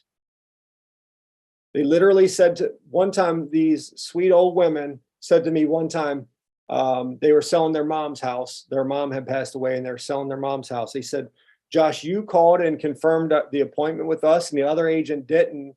And the more I think about it, like the doctor's office confirms the appointment, the dentist confirms the appointment. She's like, you just seem so much more professional than the other agent. I'm just like, wow, okay, like there's something here. I never even thought about that. The doctors confirm, the dentist confirms. I never even thought about that. So call and confirm the appointment. Ensure all decision makers attend. Make sure everyone's going to be there. How might you do that?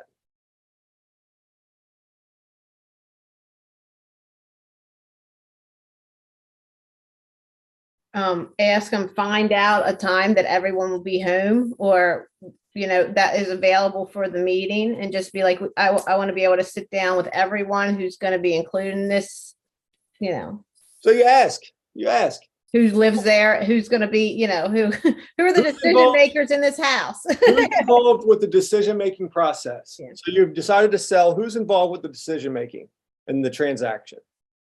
Okay, perfect. I can't wait to come out and meet with all of you. When's the best time that everyone can be present?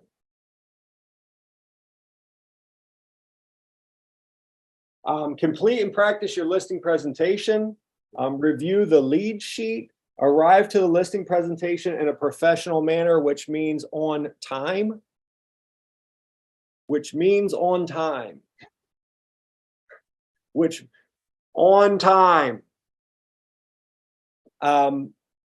Not too early either, because I personally get really frustrated when people show up too early, because then I feel obligated, like I got to rush and hurry up to finish what I'm doing to go accommodate. On time. So in the parking lot, maybe 5 minutes early, at the door, on the button.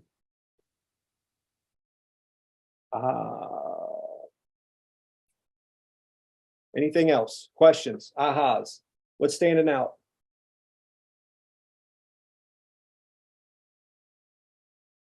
Looking professional. So calling to make the appointment, to confirm the appointment. That sounds very interesting. So, yeah. All right, perfect. Okay, so now we're moving along to the listing presentation. So the purpose of this meeting is for you to get a signed listing agreement, okay?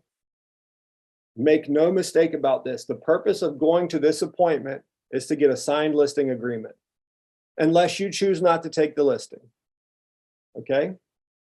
So you're going to create a great impression, build the seller's confidence in you as their agent, share your price recommendation, get the initial list price for their property, and set expectations on how you'll market the home and how you'll work together. When you arrive at the home, can I just kind of give you like, let me make sure it's not here.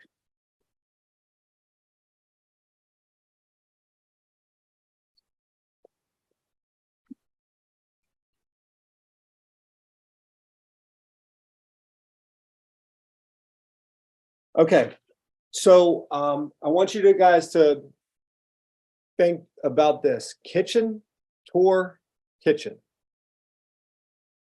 Kitchen, tour, kitchen. You arrive at the home, you introduce yourself, you talk to them, you ask, hey, can I sit my things down at the kitchen table? Occasionally, they will try to get you to sit in the living room. You do not want to sit in the living room. Do you know why you don't want to sit in the living room? The physical positioning of the bodies would make it, it's like a psychological thing? Yes, that's one reason. Why else?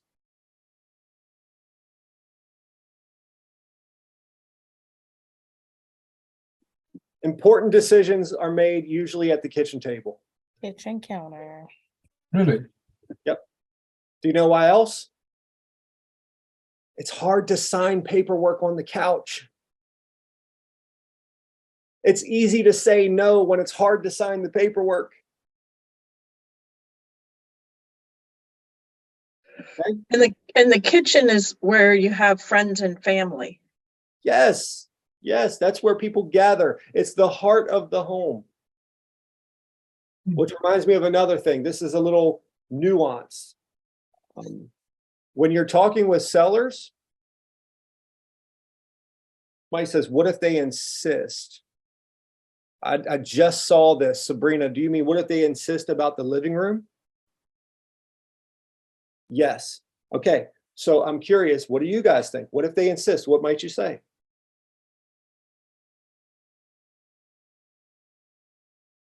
All right, this isn't going to work. See, I'm out. I'm just kidding. You don't say that. I would think you would, I mean,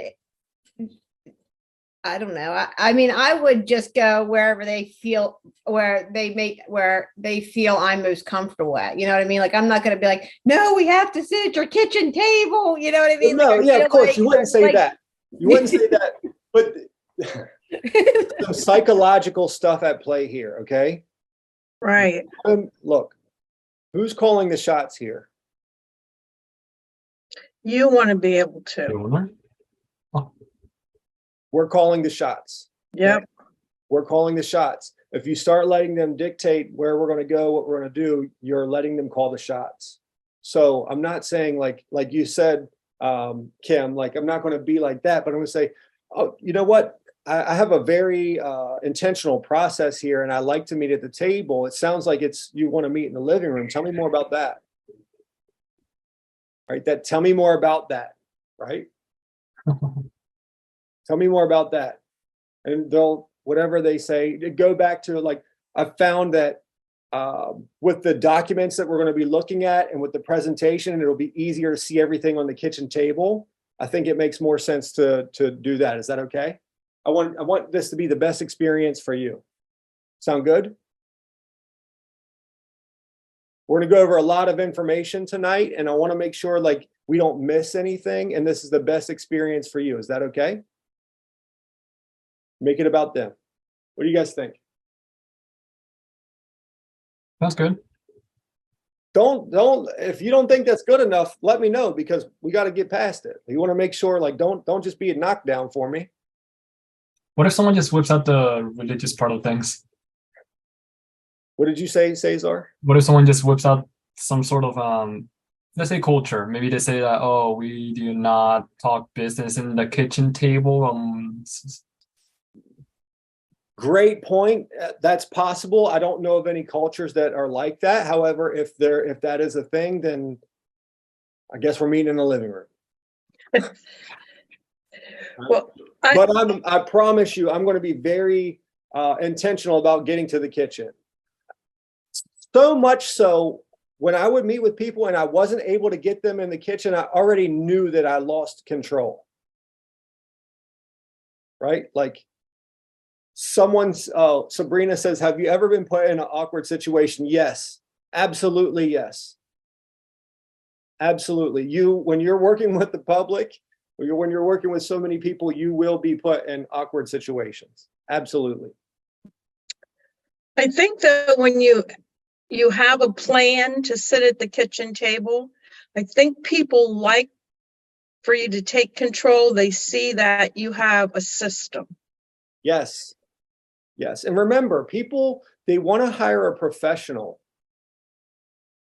right? They want you to be assertive, not dominating, but assertive, right? So kitchen tour kitchen. So you're going to sit down at the kitchen table. You're going to talk with them. You're going to recap motivation.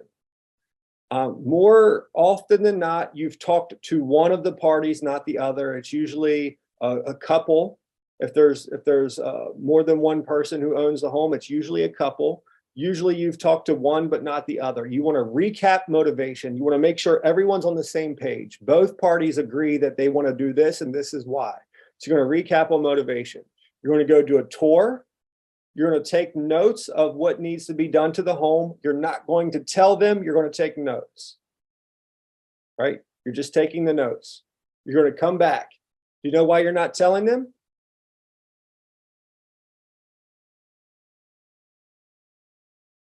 Because you don't want them to just take your notes and then not work with you.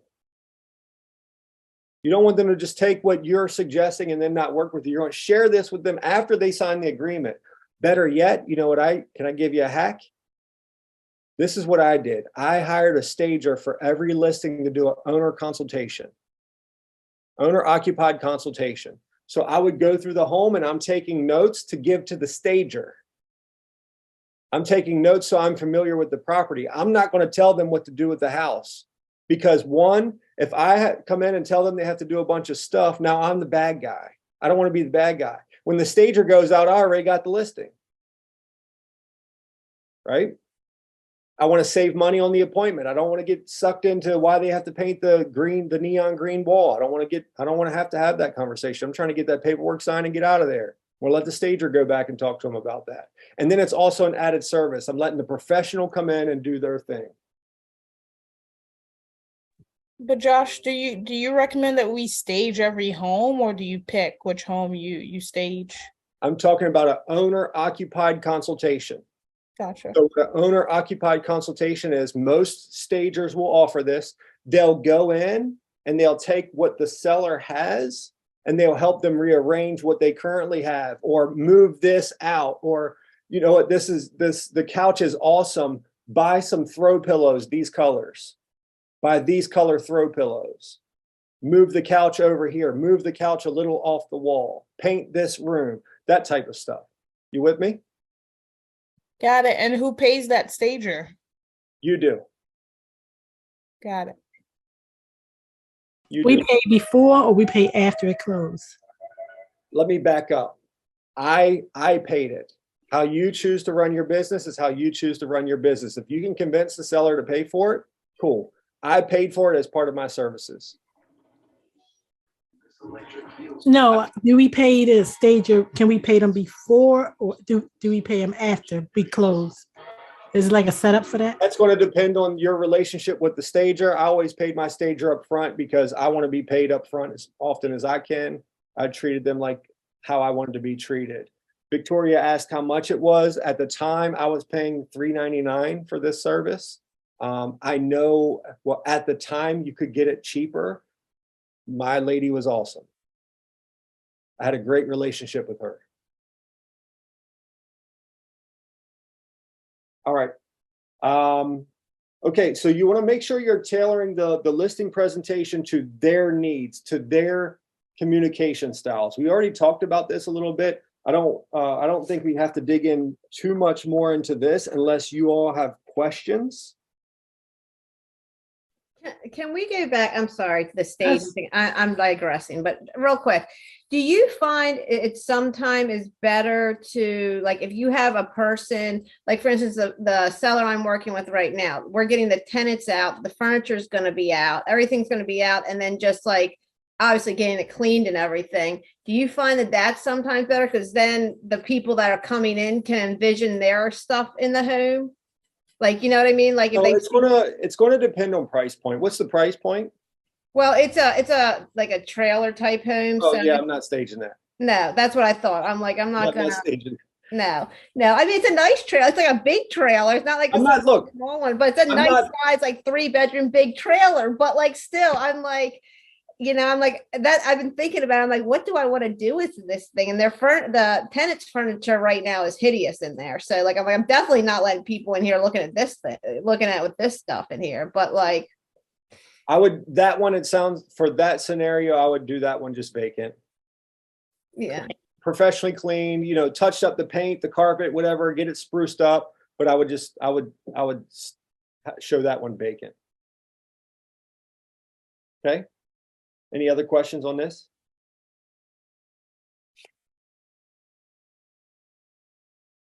All right.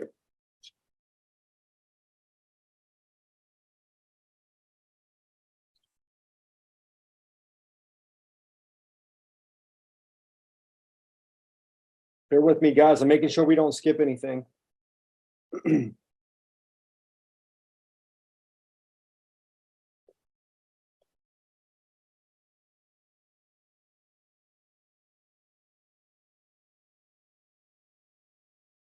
Okay.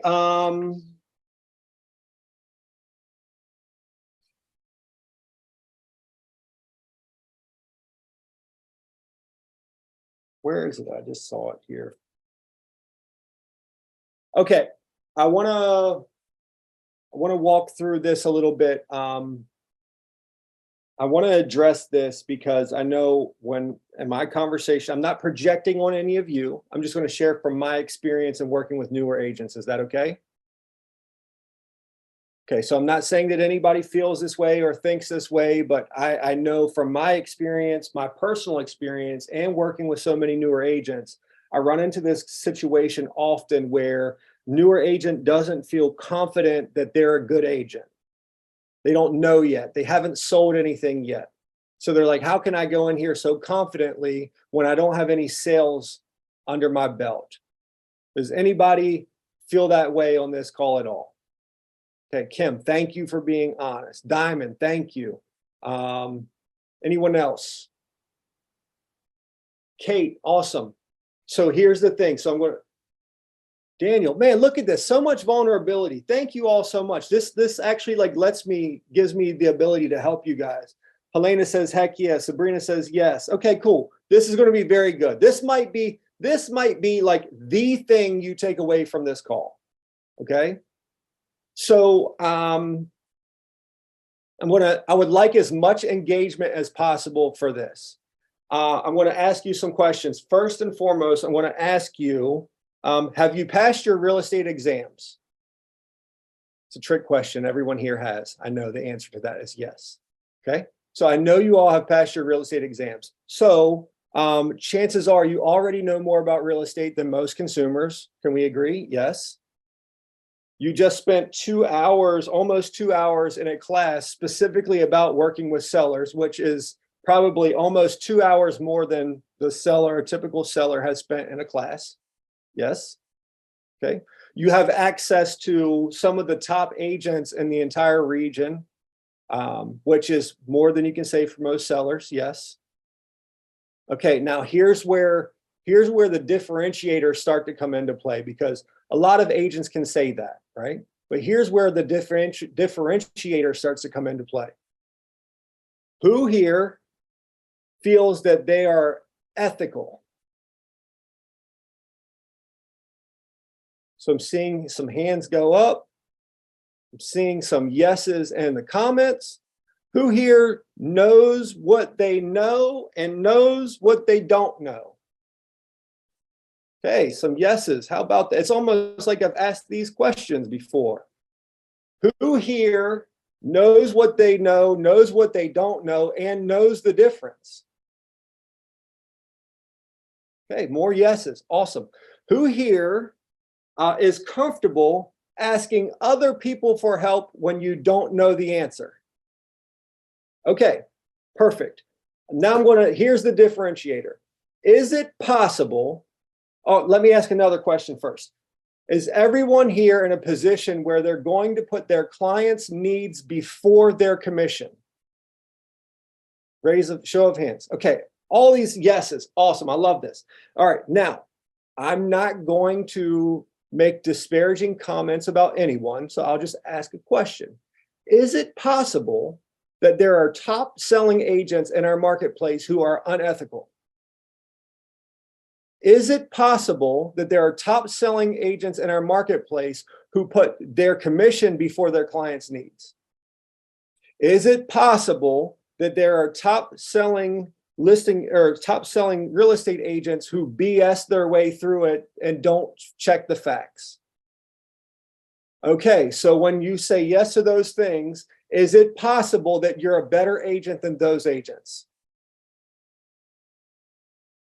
Okay. Does that change the confidence for anyone on this call?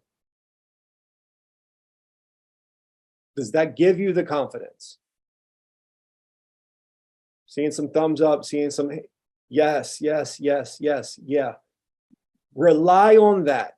You don't have the personal stats yet. And that's okay, right? What you have is integrity and your intention to do the right things. Rely on that. When you're having conversations with a client and you're getting pushback, tell them that. Walk them through this same exercise Is it possible that there's top selling agents in our community who are unethical, who put their commission before their clients? You see, I'm not like those agents. Yes, I am new. No, I don't have a ton of experience, but I'm part of an office whose company was part of 1 out of every 5 transactions in the United States last year. And I promise you that I'm going to service your needs as best as I can. I'm going to put your needs before my own, and I'm always going to do the right thing. Can you see how that's like kind of compelling? Like, oh shit, I should probably hire this person. Right? Rely on that, rest on that, lean on that. Okay?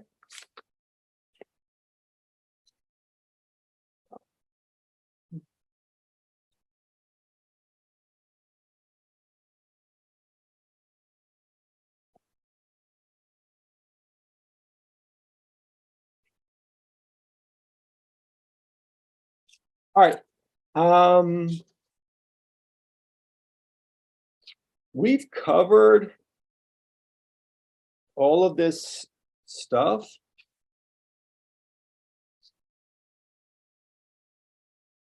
Okay, we've covered everything. We're wrapping everything up here. What questions do you have from anything that we've covered, or maybe some things that we didn't cover? What questions do you have?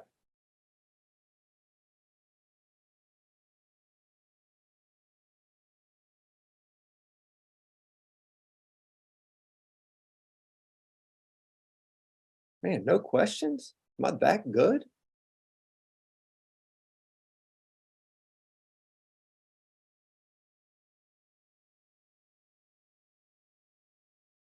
Okay, no questions. All right, so what ahas do you have?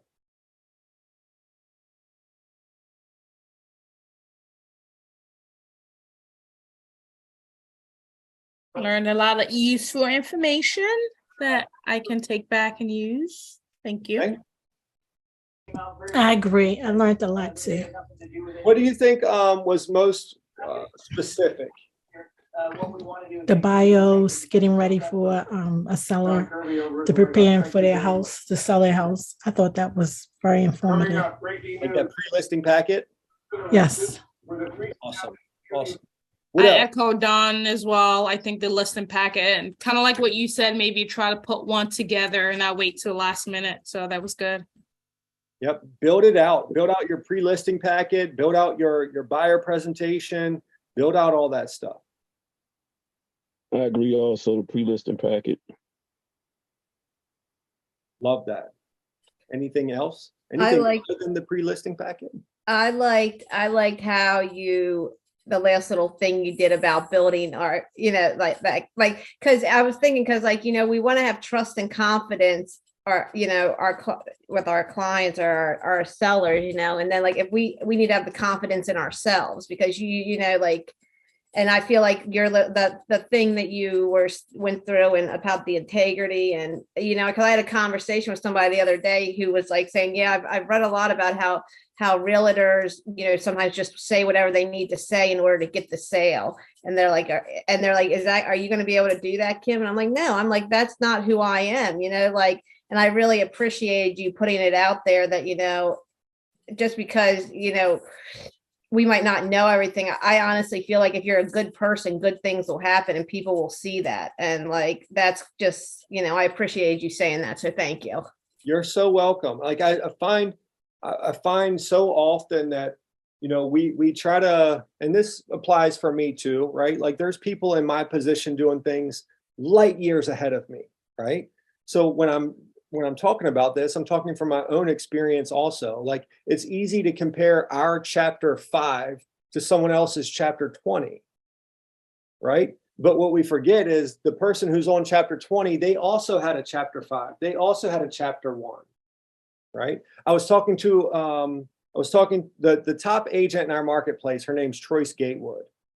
They do close to 300 units a year. And so I had this new agent who was starting. She's like, how am I going to compete against that? I said, well, you're not competing against that. It'll be rare that you actually go head to head and compete against her and her team. But also know, when she was starting out where you are, when she was in your shoes, there was somebody else that was doing that then. right? We all have our chapter 1, we all have our chapter 20 if we do the activities and stay after it. That's the differentiator, doing the activities and get after it. Okay. I hope this was helpful. There's a lot of information kind of condensed in a really short period of time. I am teaching a class coming up on the 20th. It's called Win with Sellers. It's an all-day class. It's a Saturday. I'll share the screen with you. So Win with Sellers, Saturday, May 20th. This is in person. We are in Frederick. I don't know where everybody's at. Everybody's here is in Maryland, correct? Okay. I don't know where everybody's at here in Maryland, but we're in Frederick. If you want to come to this, feel free to register, scan the QR code, sign up. It's free. We'll have lunch provided. We're going to go into depth on all of this, like deep dive on the whole seller process. This is actually one of my favorite classes to teach. Something in the chat. Hey, Josh. Yes, sir. I created a WhatsApp group for the Ignite class. Can I put the invite link in the chat? Yeah, please. Actually, so you're asking me to actually put the link in there? Let me. Well, I made a WhatsApp group. Oh, okay. Yeah, sure. Definitely. Please. Like the thing with these classes, guys, is the more people we have in there, the better the conversation is, the better the energy is, and it's better. So yeah, the more the merrier. Plus, has anybody have the other instructors been requesting reviews from you? Okay, perfect. Because I'm going to do that too while we're here. Because I'm working on getting my KWU certification and I need the reviews to get that. And so the classes help me do this. So I'm going to go back to screen share. If you want to scan the QR code or go to kwueval.com.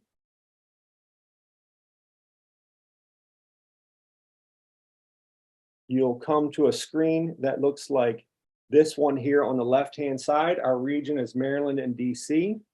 It's virtual. The class is Ignite 15, Win the Seller, and then you'll click Next. When you get to the next page, on the first box, you're going to click that and go all the way down, and it says Instructor number 1 not in drop down.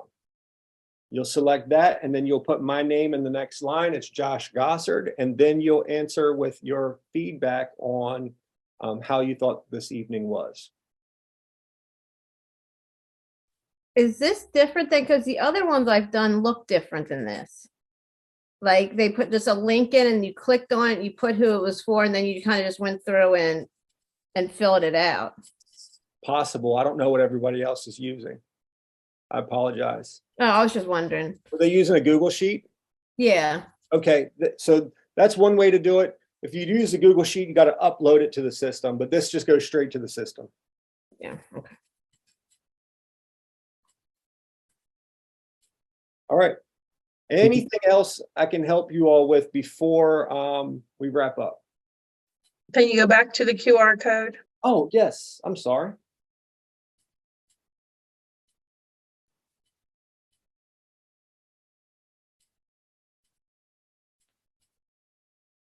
I have one more question. I'm sorry. Don't be sorry. Your class you're doing on the 20th, is there any like kind of Zoom or like is it anywhere else located? Like I just can't make it on the 20th and it's something I'm like interested in. These classes come up from time to time. I'm not sure who else is doing one or when it will be, but I'm sure it'll come back around at some point or another. Okay, I just didn't know if it was like if there was a recording of it. Is it like in the like KW University or like if they have them somewhere like that? Or you know what? That's a great question. I haven't seen it recorded because it's an 8-hour class. Okay. I haven't seen that recorded. It's possible that it's somewhere. I just haven't seen it. Okay, thank you. Okay. Is there a charge? No charge, not for mine, not yet, not till I get that KWU certification. It's funny, so last month I taught Win with Buyers. And then so as I was promoting this class, I asked one of the gentlemen that came to the class, I said, his name's Charles. I said, Charles, would you pay $50 to attend the class? He's like, yeah, I would pay $50. So I'm like, okay, cool. Everybody thank Charles. The price for this class is $50. But I was just kidding, just kidding.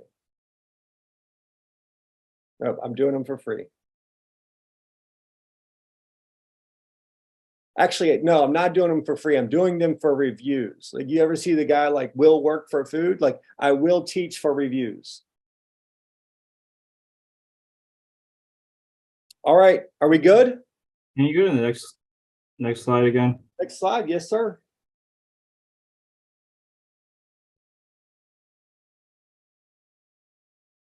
Also, could we get your if you don't mind sharing contact details? Yeah, what would you like? Everything? So up to you. So yeah, here, I'll just put it in the chat. Phone is 301-455-497. Email kw.com. That's my phone and email. I will warn you now, my email is like a black hole. Like, what goes in there, I'm not sure. Like, it's like a bottomless pit. I must have 20-some thousand emails. I'm horrible at email. Text message or social media is usually the best way to engage me. Daniel thinks that's funny, the email. Yes, it's horrible. Our team here, like, there will be something, I'll give you an example. So our MCA, it's her 4th anniversary with our company. So I said to the woman that works our front desk, I know they call them different things at different offices. The woman that works our front desk, I said, hey, from next time we have something like this, an anniversary, can you let me know like ahead of time? I'd like to be more prepared so I can get a gift. And she says, I sent you an, oh, I'm sorry. Because she sent me an email, and as she was saying it, she knows, like, I'm bad at it. I'm sorry. I'm perfectly imperfect, but text and social media is best for me.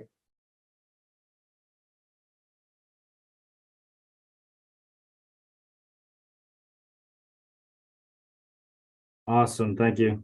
You're so welcome. All right. Anything else? You're welcome, Victoria. Thank you so much for all the information. It was great. Yeah, you're welcome. Thank you all for making it to the end, to the finish line. Like, I appreciate you all sharing your time with me this evening. All right, I'm going to wrap it up. I got a 40-minute drive to get home. So thank you all. I'm closing it up. See you next time. Thank you for your time. Thank you. Bye. See ya. Thank you.